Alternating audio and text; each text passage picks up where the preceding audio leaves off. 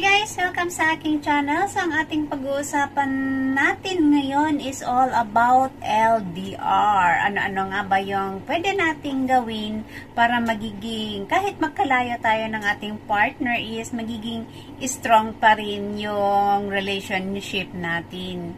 Mahirap yung magkalayo kayo ng iyong partner, pero hindi talaga maiwasan yun. Siguro yung mga iba dahil sa trabaho or dahil sa magkaiba yung kanilang lugar, kaya sila nagiging LDR. Pero hindi hadlang yon para hindi kayo magiging close sa isa't isa. So, here are some recommendations from me to strengthen your emotion, yung relationship ninyo kahit magkalayo kayo. So, yun guys, samahan nyo ako.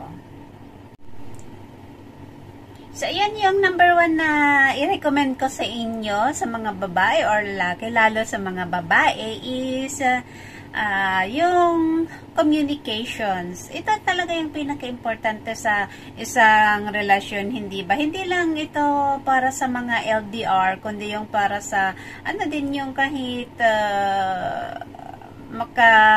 makasama sila, hindi ba? Yung communication talaga is pinakamahalaga sa isang relasyon, lalong-lalo na nga sa mga LDR. Sa mga LDR is communicate as much as you can. Hindi naman yung minuto or oras-oras nag-uusap kayo, kasi syempre may trabaho din yung isa or kahit sino sa inyong dalawa. Pero as much as possible, kung meron kayong free time or halimbawa yung lunch break or yung mga break time, yung ganon, or sa gabi, mag-usap kayo, magkumustahan kayo, at saka kung pwede is yung sa video call para at least nakikita nyo yung bawat isa, hindi ba? Kasi kung LDR nga kayo tapos hindi kayo nag-uusap, paano pa magiging strong ay ang iyong relasyon, hindi ba? So, kailangan talaga na sa isang relasyon, communication is the key para magiging strong ang iyong relasyon. Yun nga, tulad ng sabi ko, lalong-lalo na sa mga nasa LDR. Okay? So, yun, guys, communication ang number 1 na magpapatibay sa isang relasyon. And then, number 2 is be there even when you can't actually be there. Yung ipadama mo sa kanya na andyan ka palagi sa kanya.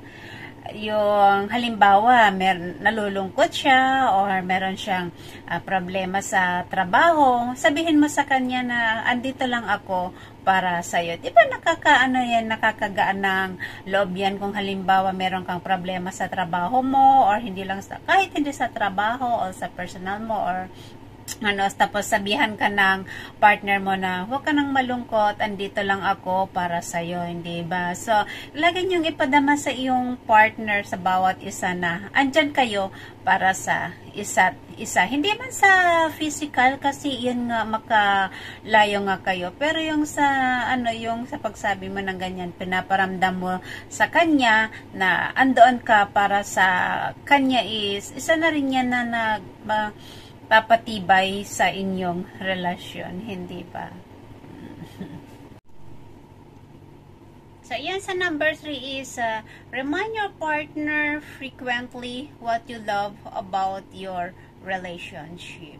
So, isang LDR, kahit hindi sa LDR, pero we are talking about LDR, is andun yung duda, selos, at insecurities, hindi ba? Lalo at hindi mo nga nakikita lagi yung partner mo, hindi mo siya nakikita, hindi mo siya nakakasama. Pero lagi mong ipaalala sa yung partner kung ano yung pinakagusto mo sa yung relationship, para i-assure mo na wala siyang dapat pagduda, hindi kanya pagdududahan or hindi siya magseselos. Kasi normal feeling naman yung yung pagseselos, diba? Pero yun nga, sa mga LDR, kailangan lagi mong ipaalala, lagi mong sabihin sa kanya kung ano yung pinakagusto mo sa iyong relationship, okay? Tapos kung kumbawa lambingin mo siya, tapos sabihin mo na I love you, and I wish we could be together today. O, diba? Parang ano yan, parang sarap sa tenga. Siguro hindi lang music to your ears yung ganon, pero syempre nakakagaan yan ng loob. Parang nakabigay yan ng security na ikaw lang ang kanyang mahal, na wala siyang dapat ipagselos, saka hindi niya kailangang yung sa insecurities niya para mawala yung kanyang insecurities. O, diba? So, isa na rin yan sa nagpapatibay sa relasyon ng mga nasa LDR. Okay? Okay guys, so dito naman tayo sa number 4 is forge a secure attachment by supporting each other's interests. Diba? Maganda yung nagsusuportahan. Supportahan niya yung bawat isa sa kanila, sa inyong mga interests. Whether you are together or far apart, you can still, you and your partner will continue to support each other's interests, hindi ba? Kung halimbawa sabi ng partner mo na gusto niyang matutong magluto, or gusto niyang mag-try ng ibang sports, or gusto niya yung mga ganun-ganun, kung ano yung mga interest ng bawat isa sa inyo, kailangang magsuportahan kayo kahit magkalayo kayo. Di sabi mo suportahan mo siya. Sabi mo, sige, kaya mo yan, yung mga ganang bagay, mga simpleng bagay. Basta iparamdam mo, ipakita mo sa kanya ang iyong suporta. Syempre, pag nagsusuportahan yung bawat isang magpartner, lalong titibay ang kanilang relationship. Wag mo siyang i-down, or wag mo siyang sabihan ng mahirap yan, wag mong wag mong subukan, or yung ganon. Pero mo lang siya, sige, kaya mo yan, yung ganon. Kailangan na ipadama mo yung suporta mo sa kanya. Okay? So, kailangan magiging inspiration kaya sa bawat isa. Mas maganda na yung kahit magkalayo kayo is andun pa rin yung andun pa rin yung nag-grow kayo, yung personal growth ninyo, diba? Healthy yan naman sa bawat isang relationship. So, dito tayo sa number 5 is yung kahit magkalayo kayo is find a way to hang out together. Okay? Yun. Marami namang pwedeng gawin kahit magkalayo kayo. 'Di ba may mga naman, may video calls naman. So, kayo kung ano yung interest ninyong gawin. Pwede nyo din gawin yan sa phone, halimbawa. Kung halimbawa magluluto ka, edi i-video call mo siya para kunyari nagluluto kayong dalawa. Kahit nagluluto ka, nakikita niya din na parang andyan na sinasamahan ka, or halimbawa kung umiinom ka ng wine, edi habang habang nagbi-video call kayong dalawa is parang nagde-date kayo, 'di ba? Yung nakikita mo siya, tapos ikaw yung kumakain ka, tapos kumakain din siya. So, kumbaga parang nagde-date pa rin kayong dalawa. Or halimbawa, mag-grocery ka, o di i-video call mo siya para andyan siya na kasama mo siya habang nagro-grocery, hindi ba? So, marami namang pwedeng gawin kahit LDR, lalo ngayong panahon, hindi ba? May mga may mga video calls na. Okay? So, yun, number 5 is find a way to hang out together kahit magkalayo kayong dalawa.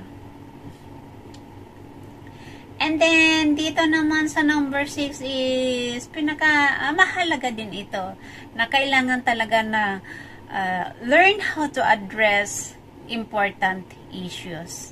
Kasi bawat isang relationship is hindi talaga naiiwasan yung may tampuhan, magkaaway, kahit yung mga magkarelasyon na nagsasama, hindi ba? Kahit nga sa mag-asawa, hindi ba? Hindi talaga nawawala yan. Pero, kailangan na alam natin paano natin i-address yung mga important issues. Halimbawa, yung mga ganyan, halimbawa nga nagtampuhan kayo, lalo sa inyong dalawa na LDR kayo. So, kailangan na alam mo kung paano mo ayusin yung tampuhan ninyo. Hindi yung walain mo. Kasi pag once na binaliwala mo ang isang tampuhan or isang away, magiging reason yan para magkahiwalay kayo. Hindi ba?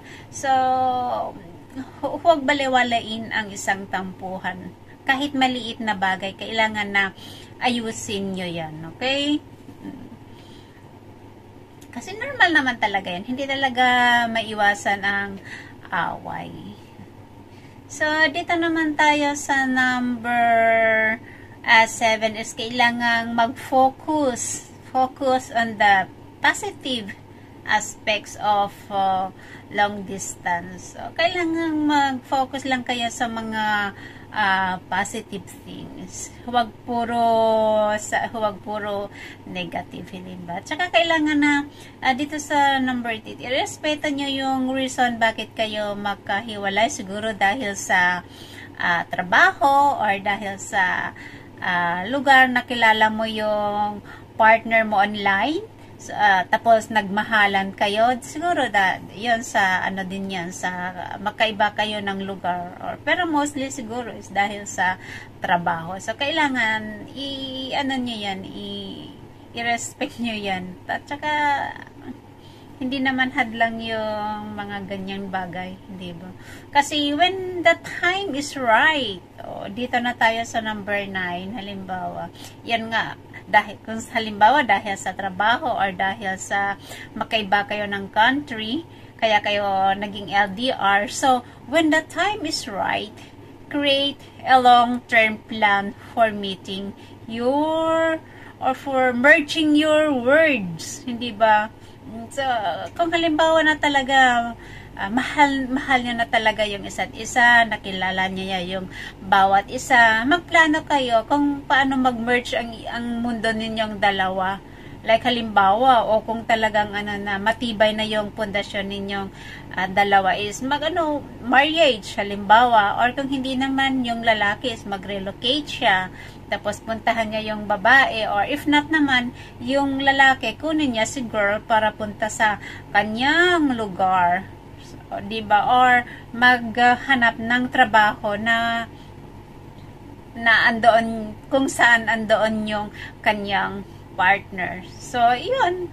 Kung talaga nang matibay ang iyong relasyon, sabi ko nga, kung dumating na yung tamang panahon sa inyong dalawa, so ayan na, maybe that's the right time na emerge ninyo ang iyong mundo together para hindi na kayo laging LDR. Ayun. So, yun guys for watching. Bye!